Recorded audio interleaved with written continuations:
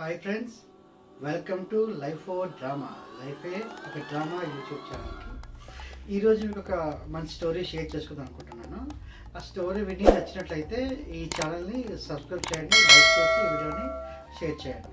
స్టోరీలోకి వెళ్తే, ఒక ఊరిలో ఇద్దరు వ్యక్తులు కట్టెలు కొట్టుకుంటూ ఆ కట్టెలు అమ్మిన డబ్బులతో వాళ్ళ జీవితాన్ని కొనసాగిస్తూ ఉండేవారు.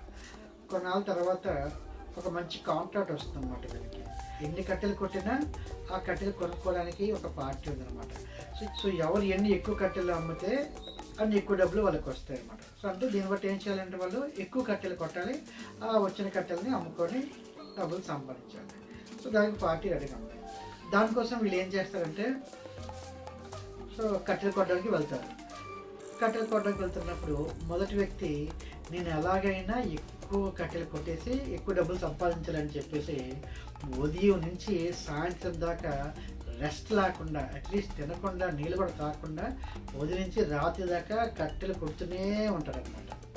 కానీ రెండో వ్యక్తి ఏం చేస్తారంటే, కొద్దిసేపు కట్టెలు కొట్టడం, కొంతసేపు రెస్ట్ తీసుకునేవాడు, మళ్ళీ కొద్దిసేపు కట్టెలు కొట్టడం, కొంతసేపు రెస్ట్ తీసుకునేవాడు. ఇలా తను చేస్తూ ఉండేవాడు. కానీ మొదటి వ్యక్తి మాత్రం కంటిన్యూస్గా ఉదయం నుంచి రాత్రి దాకా సాయంత్రం వరకు కూడా కంటిన్యూగా కట్టెలు కొడుతూనే ఉన్నాడు అనమాట.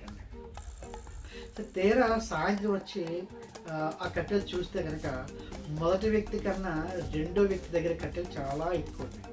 అంటే మొదటి వ్యక్తి కన్నా రెండో వ్యక్తి దగ్గర ఒక 4 గంటలు ఎక్కువ కట్టెలు కొట్టేసి ఉన్నాయి. ఇది ఎలా సాధ్యం? నేను మొదటి వ్యక్తి ఉదరించి ఈ విధంగా కంటిన్యూగా కట్టెలు కొడుతున్నాడు కదా, సో తన దగ్గర కదా ఎక్కువ కట్టెలు ఉండాలి. కానీ రెండో వ్యక్తి దగ్గర కట్టెలు ఎక్కువ ఉన్నాయి. తను ఏమన్నా కొంతసేపు పని చేసేవాడు, కొంతసేపు రెస్ట్ తీసుకునేవాడు.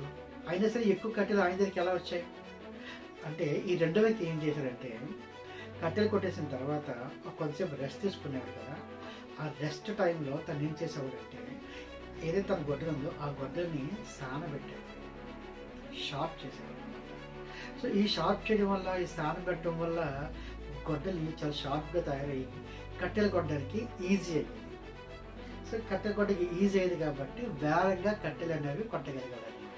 కానీ మొదటి వ్యక్తి ఏం చేశాడు, కంటిన్యూగా వదిలించి ఇందుగా హార్డ్ వర్క్ చేస్తూ కట్టెలు కొడుతుండేవాడు తప్ప ఒక్కసారి కూడా తన గొడ్డలు సానబెట్టేవాడు కాదు. తనంతా ఏమనుకునేవాడు, నేను వదిలించి ఇంత కష్టపడతాను, కంటిన్యూగా హార్డ్ వర్క్ చేస్తాను, రెస్ట్ లేకుండా పని చేస్తాను, ఎక్కువ కట్టెలు సంపాదిస్తాను అని చెప్పేసి తను అనుకున్నాడు. కానీ రెండో వ్యక్తి ఎలా కాదు, కట్టెలు కొట్టడం మధ్యలోనే గొడ్డల్ని షార్ప్ చేసుకునేవాడు. సో దీన్ని బట్టి మీకు అర్థమైంది ఏంటంటే, మనలో చాలామంది ఎక్కువ సంపాదించేద్దాం, ఎక్కువ ఇన్సెంటివ్ సంపాదించేద్దాం, లేదా ప్రమోషన్స్ కొట్టద్దని చెప్పేసి ఎక్కువ కష్టపడిపోతుంటారు.